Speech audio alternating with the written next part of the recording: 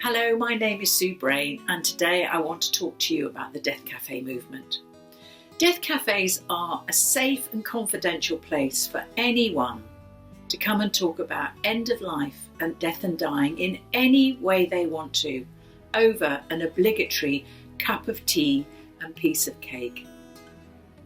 This is a place where job titles, sexuality, age, creeds and cultures are put aside and people show up because they really want to engage with what mortality means to them, even if that is very scary. The Death Cafe movement was set up by John Underwood in 2011 after he became inspired by the Café Mortels in Switzerland run by Swiss psychologist Bernie Kretz. Since then, thousands of death cafes have been run right across the world in all manner of venues, and each year the number increases. I became involved with the Death Cafe movement about 7 years ago, and at the time I was wanting to deepen my connection with my own mortality, and after finding out about the death cafes, it seemed the most perfect next step for me to run my own. And since then I've run over 40.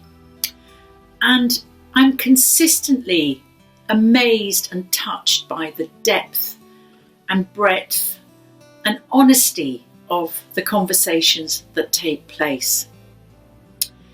None of us have got the answers for each other. But for me, I am consistently reminded of how important these conversations about death and dying are through feedback from participants.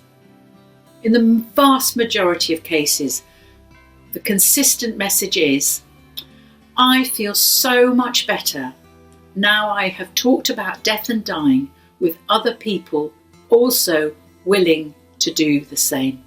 John died suddenly of an undiagnosed cancer in 2017, and it was a huge shock for us all who knew him and who worked as Death Cafe facilitators. And I'm so proud to be part of a group of people who are upholding his legacy, his extraordinary legacy that he's left us all. Recently, I interviewed his sister, Jules Barsky, who has taken over the reins of the Death Cafe movement. As she says, how different our world would be if every person on the planet attended just one death cafe in their lifetime. So, if you haven't as yet attended a death cafe, I really hope you'll take this step as the new decade unfolds.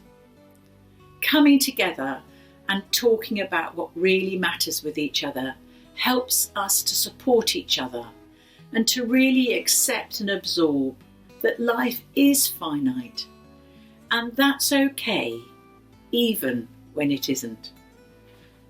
For more information about death cafes, please go to deathcafe.com website. I also have dates for death cafes I facilitate on my website, suebrayne.co.uk.